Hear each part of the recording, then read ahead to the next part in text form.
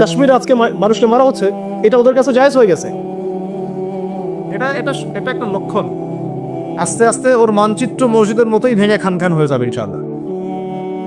এরা যেমন অখণ্ড ভারত চায়, আমরাও অখণ্ড ভারতই চাই।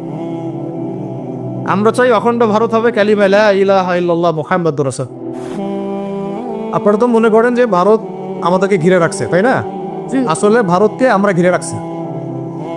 এই দিক থেকে আমরা, এই দিক থেকে চায়না, এখান থেকে নেপাল, এখান থেকে ভুটান, এখান থেকে মায়ানমার, এখান থেকে পাকিস্তান, আর তার চেয়ে বাপ আছে আফগানিস্তান।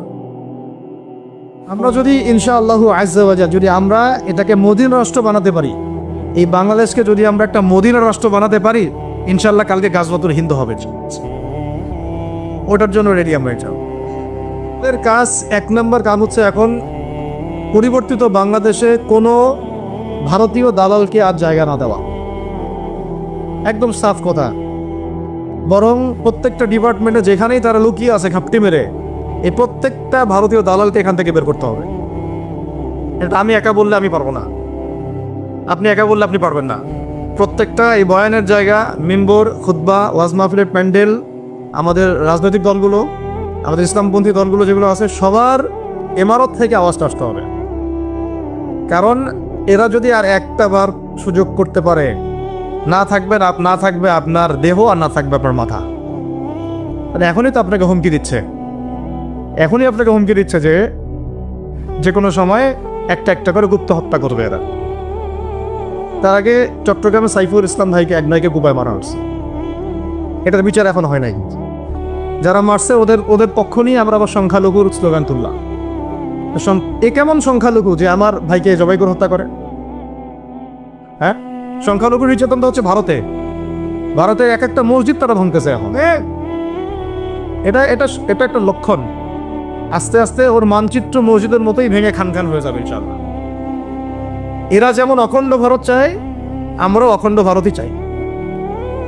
আমরা চাই অখণ্ড ভারত হবে কালিমা লা ইলাহা ইল্লাল্লাহ মুহাম্মাদুর রাসূল। আপনারা তো মনে করেন যে ভারত আমাদেরকে ঘিরে রাখছে, তাই না? আসলে ভারতকে আমরা ঘিরে রাখছি।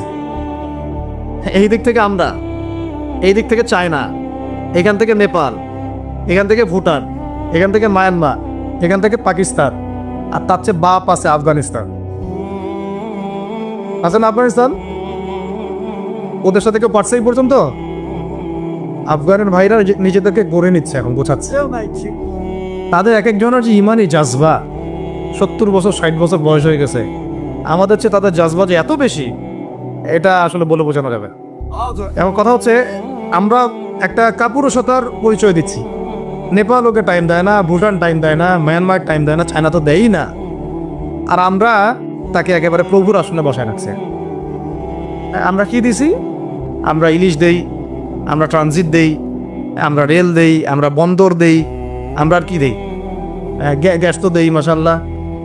তারপরে পণ্যগুলো তো দিচ্ছি, গার্মেন্টস দিয়ে দিচ্ছি, আমাদের প্রশাসনের মধ্যে লোকজন দিয়ে দিচ্ছি, কর্মী শ্রমিক দিয়ে দিচ্ছি। এই জন্যই তো বলি, কেন সে স্ট্যাটাস দেয় যে এই স্বাধীনতা তার স্বাধীনতা। এটাই তার কারণ। তার মানে তারা আমাদের সার্বভৌমত্বটাকে স্বীকার করে না, তাই না? তারা যদি আমাদের স্বাধীনতা সার্বভৌমত্বকে স্বীকার করতোই, তাহলে তো এরকম স্ট্যাটাস দিত না, বুঝে দিয়ে।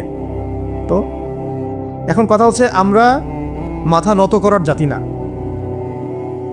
আমাদের নবী মুহাম্মদ সাল্লাল্লাহু আলাইহি ওয়াসাল্লাম মাথা উঁচু করে দাওয়াতি কাজ করছেন। মার খেলেও কখনো তিনি মাথা নিচু করেন নাই। সাহাবায়ে কেরাম রাদিয়াল্লাহু আনহুম আজমাইন মাথা উঁচু করে দাওয়াতের কাজ করছেন, কারোর সামনে মাথা নত করেন নাই, ইল্লাল্লাহ, আল্লাহ ছাড়া। মার খেয়েছেন, হিজ্জত করতে হলে হিজ্জত করেছেন, কখনো মানুষ গালি দিয়েছে, গালি সহ্য করেছেন, কখনো মদিনা চলে যেতে হয়েছে, দেশ ছাড়তে হয়েছে, দেশ ছাড়ছেন। আবার কখনো ইসলামী রাষ্ট্র কায়েম করতে হয়েছে, রাষ্ট্র কায়েম করছেন। জিহাদ করার দরকার, জিহাদও করছেন, কেতালের দরকার, কেতালও করছেন। আস্তে আস্তে মক্কা বিজয় করছেন, করেন নাই? সিরাত পড়তে হবে, সিরাতের ধারাগুলো আমাদেরকে বুঝতে হবে। এবার আমরা তো তার উত্তরসূরি, আমরা তাদের উত্তরসূরি। প্রথম কথা হচ্ছে, আমরা আমাদের নতজানু মনোভাবটাকে আগে ত্যাগ করতে হবে, 1 নাম্বার। আর অতীতের জীবনের যে ভুল ত্রুটিগুলো দ্রুত সংশোধন করতে হবে ইনশাআল্লাহ। এখন আর আমাদের হাতে অনেক লম্বা সময় আছে এমন না বিষয়গুলো। কত কি যে দ্রুত হয়ে যাবে আপনি হয়তো ভাবতে পারেন।